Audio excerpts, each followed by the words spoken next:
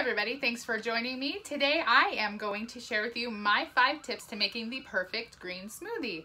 I am Sarah from Sarah's Sustainable Kitchen, where you and I take our journey of sustaining and maintaining our weight loss in the kitchen together. If you are new here, thank you for joining me, and please hit that subscribe button. Any links I post will be in the description of the video. So let's jump in. Tip number 1, you are going to want to have an emulsifying blender.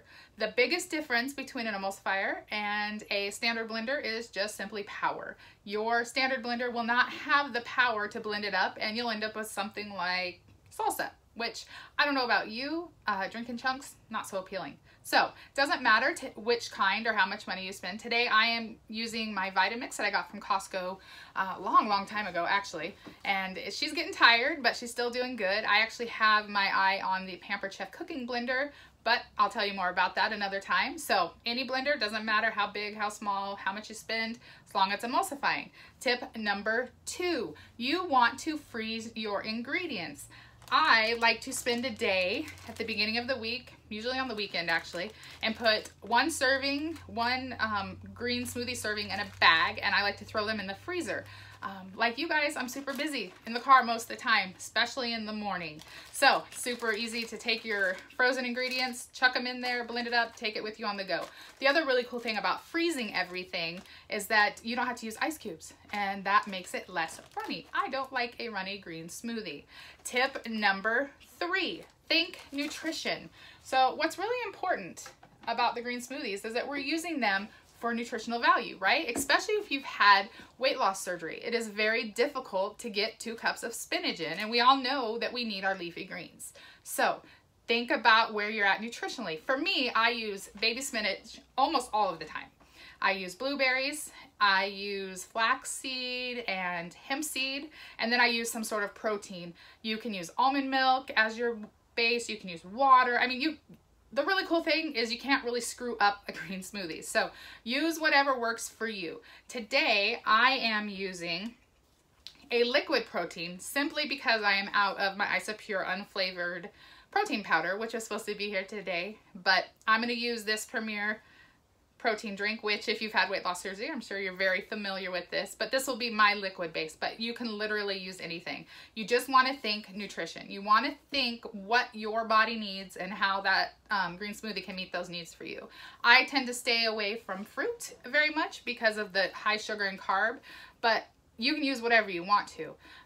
In this bag today, I have spinach and blueberries and frozen avocado. Well, it's all frozen, but avocado, and then I have all my seeds, the hemp, the flax, and so that's what I have in my bag. So I'm gonna go ahead and put those in there.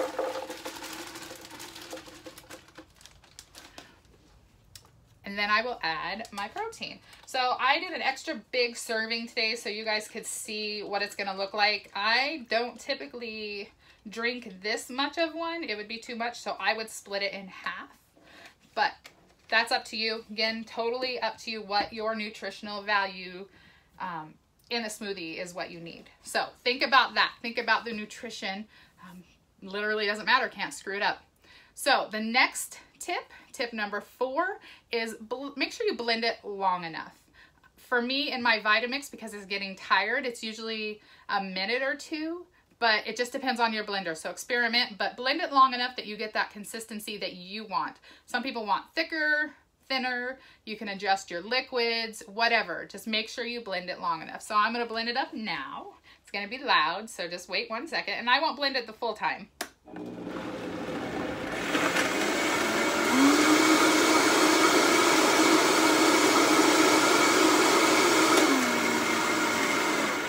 So make sure that you blend it long enough. Again, chunks, not good in a smoothie. Oh, and I have a bonus tip for you. Sometimes it's really thick and you have to use your plunger to, mix it up to keep blending. Make sure that you have your lid on when you do so. One time, I stuck mine in to mix it up without the lid, chomped it right up. You can see that. So that's a bonus tip for you. All right, tip number 5. You can store your smoothies. So I did a lot of research on this. There's a lot of different talk about how long they last, if it breaks down the nutritional value when you blend it. None of that matters to me because I've been experiencing it. What matters to me is that I can do it for 48 hours and still have a good smoothie. So tip number 5 is you can store them. Make a big blender full, put it in a big jar, and store it for 48 hours. That's even easier. You just toss that puppy in a little cup and you're good. So store it up to 2 days. I took it camping with me. My good friend Michelle gave me that tip. It was a great way to still get my nutrition in even though we were camping. So those are my 5 tips. Super simple. You guys cannot screw them up.